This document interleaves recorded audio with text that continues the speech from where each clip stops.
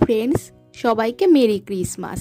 দুদিন আগেই তো ক্রিসমাস গেল, তাই আমিও বাড়িতে দুটি ডিম দিয়ে নরম তুলতুলে স্পঞ্জি কেক বানিয়ে নিয়েছি। আর বানানো কিন্তু খুবই সোজা। কয়েকটি টিপস বলবো, সেগুলি কিন্তু অবশ্যই ফলো করলে আপনাদেরটাও এরকমই নরম তুলতুলে তৈরি হবে। তো ভিডিওটি একদমই স্কিপ করবে না। তো চলো কি করে আমি কেকটি বানিয়েছি তোমরা দেখে নাও।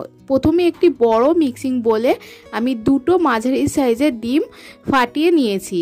তারপর একটা হ্যান্ড বিটার দিয়ে ভালো করে হুইক্স করে নেব। যখন ডিমের ভেতর এরকম হালকা হালকা ফেনা চলে আসবে, তখন এতে আমি চিনির গুঁড়ো ব্যবহার করব, মানে পাউডার সুগার। এখানে প্রায় 2/3 কাপ মানে 150 গ্রাম মতো চিনির গুঁড়ো ছিল। চিনির গুঁড়োটা কিন্তু আমি একবারে দেব না, 3 বারে ভাগ ভাগ করে দিয়ে এভাবে ফেটাতে লাগবো। সম্পূর্ণ চিনির গুঁড়োটা দিয়ে দেখো আমার ফেটানো হয়ে গেছে।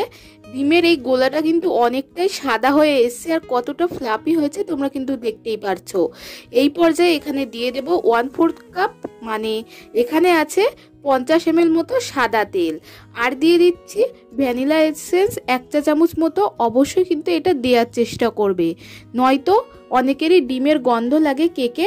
এই ভ্যানিলা এসেন্সটা দিলে কিন্তু ডিমের সেই গন্ধটা লাগবে না। আমার ভালো করে মেশানো হয়ে গেছে।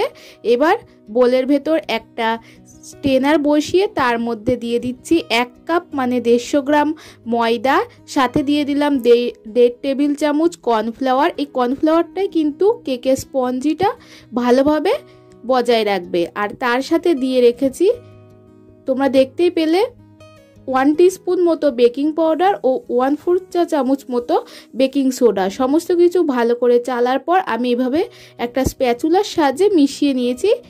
এবার দেখো ব্যাটারটা একটুটা ঘন হয়েছে, তার জন্য অল্প অল্প দুধ দিয়ে একটা স্মুদি ব্যাটার তৈরি করে নেব।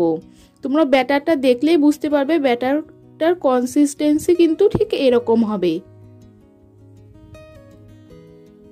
আমার ব্যাটারটা কিন্তু একদম পারফেক্টভাবে তৈরি হয়ে গেছে। এদিকে দেখো একটা সিলভারের বাটিতে আমি ভালো করে অয়েল ব্রাশ করে একটা কাগজ গোল করে কেটে তাতেও কিন্তু অয়েল ব্রাশ করে নিয়েছি। তবে তোমাদের কাছে যদি বাটার পেপার থাকে তাহলে তোমরা সে বাটার পেপারটাই দিয়ে দিতে পারো। এবার ব্যাটারটা আমি সম্পূর্ণটা ঢেলে নিচ্ছি।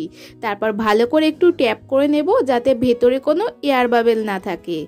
এবার এদিকে গ্যাসে আমি একটা প্রেসার কুকারের ভিতর একটা প্লেট বসিয়ে 10 মিনিট প্রিহিট করে নিয়েছিলাম।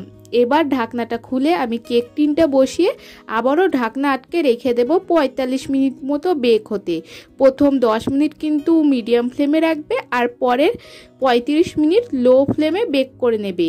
আর অবশ্যই কিন্তু প্রেসার কুকারের হুইসেলটা খুলে রাখবে। দেখো আমি চলে এসেছি, কেকটা কতটা ফুলেছে আর দেখে নিচ্ছি ভালো করে ভেতর থেকে ফুলেছে কিনা।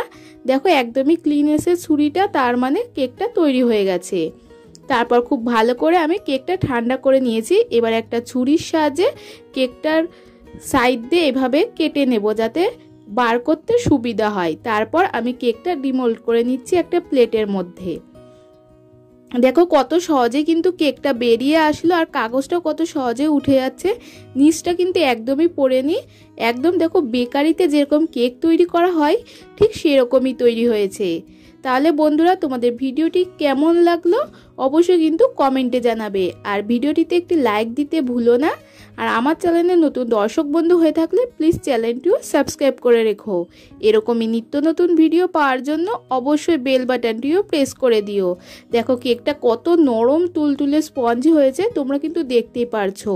একদম বেকারির মতনই তৈরি হয়েছে। তো দেখা হবে নেক্সট ভিডিওতে। বাই।